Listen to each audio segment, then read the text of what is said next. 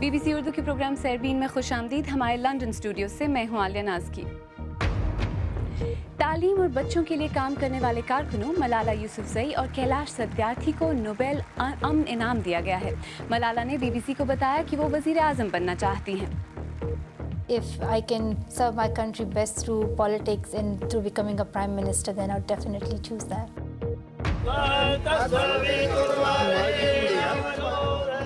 India میں مبینہ طور پر مسلمانوں کا مذہب تبدیل کرانے پر ہندو انتہا پسند تنظیم RSS کے افراد کے خلاف مقدمہ قائم کیا گیا ہے. اور دیکھیے گا بیلجیم کا ایک قصبہ کہ جس کی گلیاں اور در و دیوار گرافیٹی آرٹسٹوں نے آرٹ گیلری میں بدل دیے ہیں.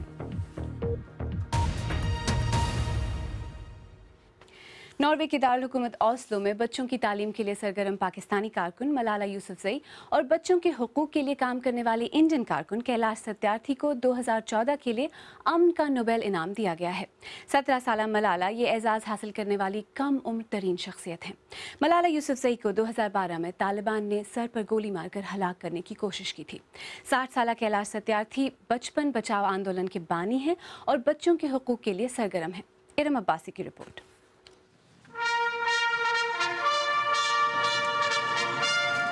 ملالہ یوسفزئی ایک طالبہ اور بچوں کے حقوق کی علمبردار. وہ 17 برس کی عمر میں نوبیل کا امن انعام حاصل کرنے والی سب سے کم عمر شخصیت بن گئی ہیں. I call upon Malala Yousafzai to come forward to receive the gold medal and the diploma. Please come forward.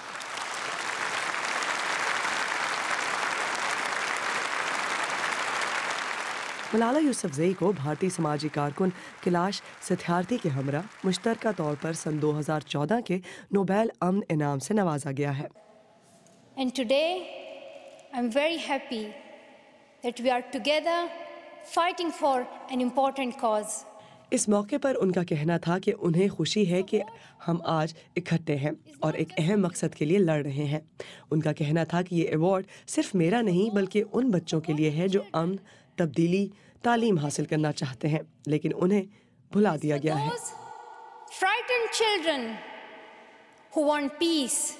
Nobel کا امن انعام جیتنے والی ان دونوں شخصیات کی بچوں کی تعلیم کے حق میں کی جانے والی کوششوں کو اس نمائش میں پیش کیا گیا ہے. اور پہلی مرتبہ اس یونیفارم کو بھی منظر عام پر لایا گیا ہے جو ملالہ نے اس وقت پہنا ہوا تھا جب طالبان نے 2 سال قبل ان پر حملہ کیا تھا. ان پر اسکول سے گھر جاتے وقت حملہ کیا گیا تھا جس دوران ان کے سر پر گولی لگی تھی. ان کا لڑکیوں کی تعلیم کے حق میں بولنا اس حملے کی وجہ بنی تھی. انہیں علاج کے لیے برطانیہ لایا گیا تھا. 12 سالہ ملالہ نے 2009 میں سوات میں طالبان کے دور میں لڑکیوں کی تعلیم پر لگنے والی پابندی کے بارے میں BBC اردو کے لیے ڈائری لکھنا شروع کی تھی. ان کے تحفظ کے لیے یہ ڈائریاں گل مکئی کے نام سے شائع کی گئی تھیں. پاکستانی فوج نے سوات میں کامیاب آپریشن کے بعد طالبان کا وہاں سے خاتمہ کر دیا. ملالہ واپس اپنے اسکول جانے لگیں اور لڑکیوں کی تعلیم کے حق میں اپنی کوششوں کو جاری رکھا. وہ مستقبل میں سیاست میں آ کر ملک کی خدمت کرنا چاہتی ہیں. ایک امید ہے اگر میں اپنے ملک کی سیاست کے ذریعے خدمت کر سکوں وزیر اعظم بن کر تو میں اسی کا انتخاب کروں گی. ملالہ ایک بااثر شخصیت بن گئی ہیں لیکن وہ خود بھی ابھی اسکول کی طالبہ ہیں. اب وہ امن کی علامت بھی ہیں اور انہوں نے اس کم عمری میں تاریخ میں اپنا نام رقم کیا ہے. Iram Abbasi BBC news.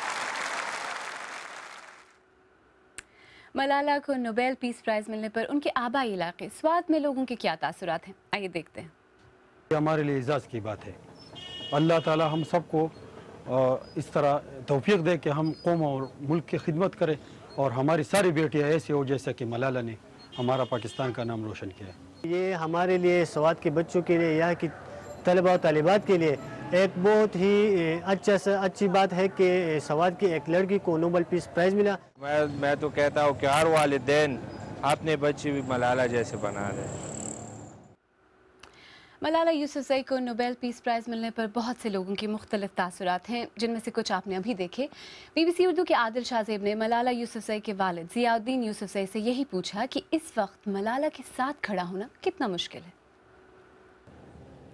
اس وقت ملالہ کے ساتھ کھڑا ہونا بڑا مشکل ہے کیونکہ ملالہ جن ویلیوز کے لیے کھڑی ہے، ملالہ کہ جدوجہد جن لوگوں کے خلاف تھی جو کہ تعلیم کو نقصان پہنچا رہے تھے، ان کے خلاف ملالہ کے ساتھ کھڑا ہونا یہ کافی مشکل کام ہے. تو یہ مشکل کام کرنا عموماً ہم آسان کام کرتے ہیں. لوگ اس کو محفوظ سمجھتے ہیں اپنے آپ کو جب وہ کہتے ہیں کہ میں ملالہ کا مخالف ہوں. وہ کہتے ہیں شاید ہمیں کوئی سرٹیفکیٹ مل جائے گا کہ چلے آپ پہ حملہ نہیں کرتے. اس سے بالکل ہمیں کوئی مسئلہ نہیں ہے. پاکستانی فوج نے کچھ دن پہلے دعویٰ کیا تھا کہ انہوں نے ملالہ پر حملے کرنے والے گروپ کو بے نقاب کر دیا ہے. آپ نے بھی ملزمان کی تصاویر دیکھی ہوں گی، کیا یہ وہی لوگ تھے؟ کیا ملالہ نے انہیں پہچانا؟ اس میں کوئی شک نہیں ہے کہ جن لوگوں کو ہماری سیکیورٹی اداروں اور پولیس نے پکڑا ہے 100% وہی لوگ ہیں. میں آپ کو بڑے اعتماد سے کہتا ہوں، اور یہ یقیناً افواج پاکستان اور ہماری پولیس اور ہماری ایجنسیوں کی بہت بڑی کامیابی ہے کہ انہوں نے ان 10 بندوں کو پکڑا ہے جنہوں نے ملالہ پر حملے میں حصہ لیا تھا. اور یہ ملالہ جو ہے یہ ایک لڑکی نہیں ہے، یہ ملالہ تو ان 200-300 لوگوں میں شامل ہے سوات کے جن کو ٹارگٹ کلنگ میں مارا گیا ہے. کہ آج پاکستان میں دہشت گرد تنظیمیں جو ہے وہ ہمارے ریاستی اداروں سے کہیں زیادہ طاقتور ہو چکی ہیں، اور ریاست جو ہے اس کو اپنے ریٹ اور اپنے طاقت کو واپس لینا ہے تاکہ کوئی گروہ، کوئی فرد جو ہے وہ ریاست سے زیادہ طاقتور نہ ہو اور وہ قانون کی عملداری کو پائمال نہ کر سکے. یہ بہت ضروری بات ہے. آپ کا کیا خیال ہے کب تک آپ پاکستان جا سکتے ہیں؟ ہم نے پچھلے سال بھی اپنے ایمبیسی سے بات کی تھی جانے کی، لیکن چونکہ وہاں سے گرین سگنل نہیں ملا تو ہم نہ جا سکے. انشاءاللہ تعالیٰ اگلے سال ہماری خواہش ہے، ملالہ کی خواہش ہے، میری وائف کی خواہش ہے، پورے فیملی کی خواہش ہے کہ ہم پاکستان جا سکیں، اپنے لوگوں سے مل سکیں، اور اگر ہم وہاں کوئی پروجیکٹ کرتے ہیں تو اس کی اناگوریشن جو ہے وہ ملالہ خود کر سکے. تو ہمارا پروگرام ہے، اللہ خیر کرے گا، ہم جائیں گے انشاءاللہ تعالیٰ. ضیاء الدین یوسفزئی سے عادل شاہ زیب نے بات کی. آئیے اب ایک نظر دیگر اہم موضوعات پر ڈالتے ہیں. اقوام متحدہ نے ان امریکی حکام کے خلاف قانونی کارروائی کرنے کا مطالبہ کیا ہے جنہوں نے امریکی سینٹ کی رپورٹ کے مطابق القاعدہ کے مشتبہ شدت پسندوں سے تفتیش کے دوران بربریت اور ظالمانہ سلوک کا مظاہرہ کیا تھا. کئی مشتبہ شدت پسندوں کو تابوت کے ناپ کے ڈبوں میں بند رکھا گیا اور نیند سے محروم کیا گیا. ایمن خواجہ کی رپورٹ.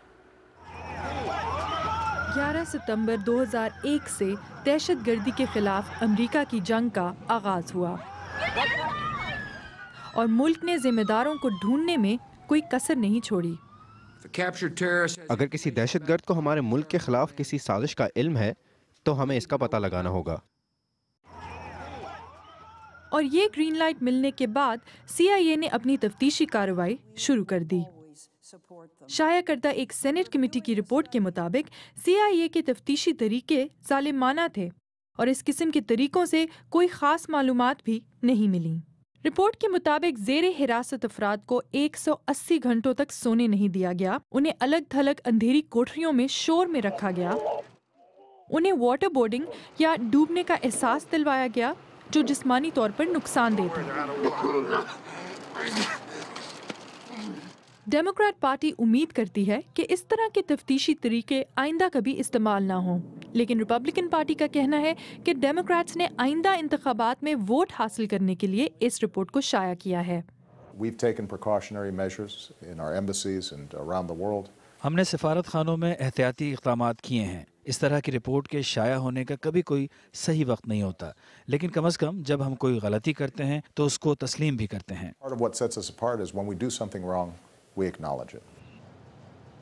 صدر اوباما نے عہدہ سنبھالنے کے بعد ان طریقوں کو اذیت ناک قرار دیتے ہوئے ان کا استعمال تو روک دیا، لیکن ذمہ داروں کے خلاف کوئی کارروائی نہیں کی ہے.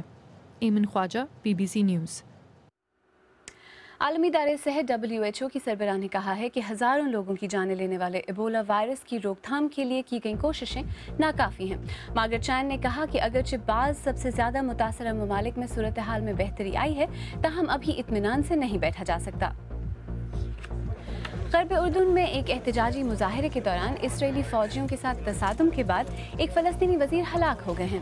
ایک عینی شاہد کے مطابق ابو عین کے سینے پر ایک اسرائیلی فوجی نے آنسو گیس کا شیل پھینکا تھا. اسرائیلی فوج نے کہا ہے کہ وہ واقعے کی تفتیش کر رہی ہے.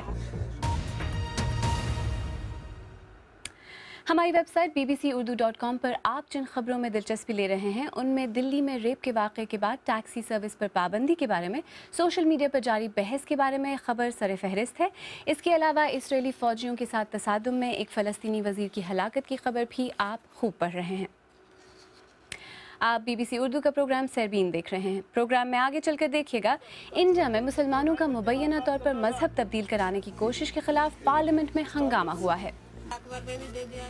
और ले चलेंगे आपको इस कस्बे में जहां के दरो दीवार को आर्ट के नमूनों में बदल दिया गया है।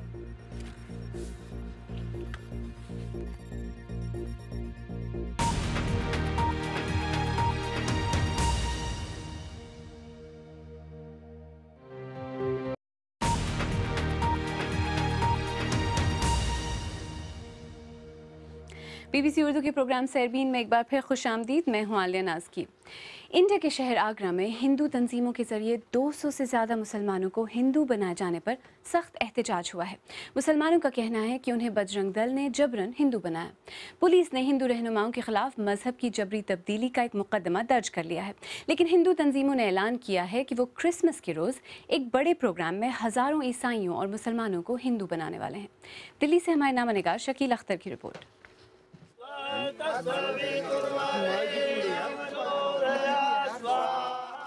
वैदिक मंत्रों के जाप के दरमियान इन मुसलमानों को हिंदू बनाया जा रहा है।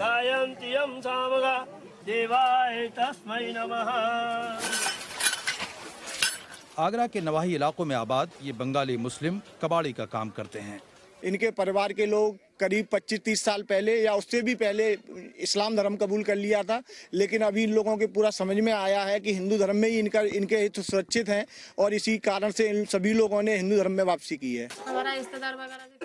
तब्दीली मजहब का ये प्रोग्राम RSS से वाबस्ता तंजीम बजरंग दल ने मुनक्किद किया था, लेकिन तब्दीली मजहब की तकरीब के बाद इन मुसलमानों का कहना है कि उन्हें धोखे में रखा गया था। हमें कुछ पता नहीं था, जो ये लोग हमें जबरदस्ती ऐसे हिंदू मुसलमान से हिंदू बनाएगा, सब दबाव में चल रहा है। पहले हमें कुछ नहीं बताया था, इसने ऐसे ही बोला था जो तुम्हारा ID प्रूफ बना देंगे। जब हम मजबूरी से उस टाइम बताया नहीं, जो ये बात तुम्हारा पहला नहीं है, तो अभी तुम ऐसा कर रहे लड़ाई झगड़ा का चक्कर में, अभी हम कह दूंगा तो लड़ाई झगड़ा भी कर सकता है। हम डर से बताया नहीं, उसका कह दिया तो हम कहे धर्म परिवर्तन करो। मुसलमानों को मुबैना तौर पर जबरन हिंदू बनाने की खबर फैलते ही आगरा के मुसलमान भी एहतजाज करने लगे। मुसलमानों को गुमराह करके बजरंग दल, विश्व हिंदू परिषद और शिवसेना के लोगों ने जो काम किया उसकी हम कड़े शब्दों में निंदा करते हैं। साथियों, डरा धमकाकर जब से यह भारतीय जनता पार्टी की सरकार केंद्र में आई है, मुसलमानों के ऊपर गाये बगाए हमला हो रहा है। आगरा पुलिस ने गैर कानूनी तरीके से तब्दीली मजहब का एक मामला दर्ज कर लिया है। अवैधानिक तरीके से धर्मांतरण की घटनाएं हुई हैं, प्रशासन ने इसको गंभीरता से लिया है। कल ही कतिपय लोगों के विरुद्ध प्राथमिकी दर्ज कराई जा चुकी है, लेकिन जो भी गलत पाया जाएगा उसको कठोर सजा दी जाएगी। उधर हिंदू तंजीमों ने ऐलान किया है कि वो अब 25 दिसंबर को क्रिसमस के रोज अलीगढ़ में 5000 ईसाइयों और मुसलमानों को हिंदू बनाएंगी। आगरा के इस वाक़े पर भारत की पार्लियामेंट में भी शदीद एहतजाज हुआ है। बीजेपी की हुकूमत का कहना है कि वो आइन और जमहूरी उसूलों का दिफा करेगी। Shakeel Akhtar, BBC news, Delhi. Belgium के 400 साल पुराने एक कस्बे डोयल के मुकम्मल तौर पर ख़त्म हो जाने का ख़तरा है। अब वहाँ सिर्फ 25 अफराद आबाद हैं जिन्होंने कस्बा न छोड़कर जाने का अहद किया है। डोयल को बचाने की उनकी इस जद्दोजहद में यूरोप के मुख्तलिफ स्ट्रीट आर्टिस्ट ने कस्बे की इमारतों पर ग्राफिटी करके इसे एक आर्ट गैलरी की शक्ल दे दी है।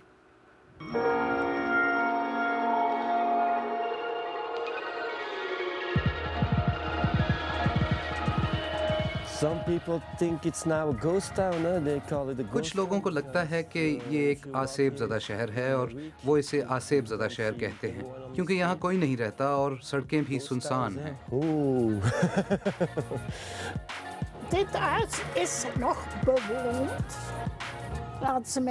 ये घर अब भी आबाद है, इसीलिए उन्होंने ये नोटिस लगाया है ताकि लोगों को ये मालूम हो कि यहाँ कोई रहता है। लोग मजाक में ही पत्थर मारकर शीशे तोड़ देते हैं। इन्हें इन इमारतों का कोई एहतराम नहीं। रात के वक्त जब गैंग्स यहाँ आते हैं तो मैं बाहर निकलकर उन्हें धमकाती हूँ कि चले जाओ, वरना मैं अपना रिवॉल्वर निकाल लूंगी। Pas op, want ik pak mijn revolver. So here you see a part of Doel. جیسا کہ آپ دیکھ سکتے ہیں یہاں کافی بڑا علاقہ خالی ہے اور جو کچھ رہ گیا ہے ان میں یہ 200 مکان بھی شامل ہیں. اسے پورٹ کی ایکسٹینشن کے لیے گرا دیا جائے گا. For the extension of the port.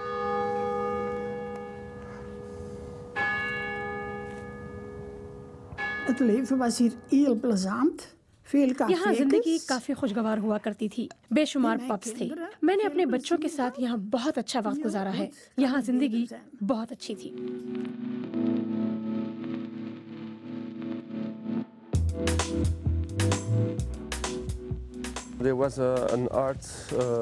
یہاں اس گاؤں کو بچانے کے لیے ایک آرٹس مہم بھی چلائی گئی تھی جو ایک قانونی مہم تھی.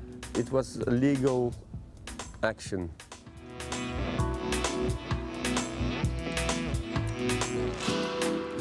The future, yeah, good luck.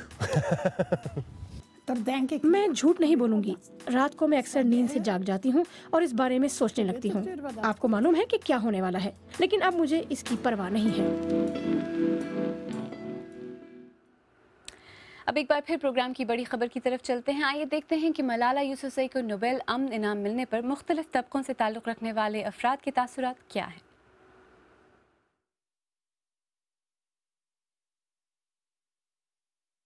Taliban بھی پاکستانی ہیں, بچوں کی تعلیم کا مسئلہ بھی پاکستانی ہے, تعلیم کے لیے یہ جنگ بھی پاکستانی ہے, جنگ لڑنے والی ملالہ بھی پاکستانی ہے, اور ملالہ کا یہ نوبل پیس پرائز اب پورے پاکستان کے لیے باعث فخر ہے, اور ہمیں ملالہ کو اس طرح سیلیبریٹ کرنا چاہیے جس سے صحیح معنوں میں ایک ہیرو کو کیا جاتا ہے. پاکستان میں ہم دیکھتے ہیں کہ لڑکیوں کو پڑھائی میں پیچھے رکھا جاتا ہے, لہٰذا ایک لڑکی جس نے علم حاصل کرنے کی جدوجہد کی ہے وہ بھی ایک پسماندہ علاقے سے, اور آج اس اعزاز پہ اس کو نوازا گیا ہے, یہ صرف ہماری لڑکیوں کے لیے نہیں بلکہ ہمارے پورے ملک کے لیے ایک عزت کا مقام ہے. کسی پاکستانی کو نوبل انعام دینے پہ ہمیں خوشی ہوئی ہے, ہم ان کو مبارکباد بھی دیتے ہیں, لیکن اس کے ساتھ ساتھ پاکستان کے ہر بچے اور بڑے کے زبان پہ یہ سوال ہے کہ ملالہ یوسفزئی نے پاکستان کے اندر کوئی ایسی خدمت سر انجام نہیں دی ہے جو لوگوں کو معلوم ہو. اس کے ساتھ ہی سیربین اختتام کو پہنچا. پروگرام میں پیش ہونے والے موضوعات پر اگر آپ اپنے خیالات کا اظہار کرنا چاہیں تو فیس بک اور ٹویٹر پر ہمارے صفحے حاضر ہیں. عالیہ ناز کی کو اجازت دیجیے.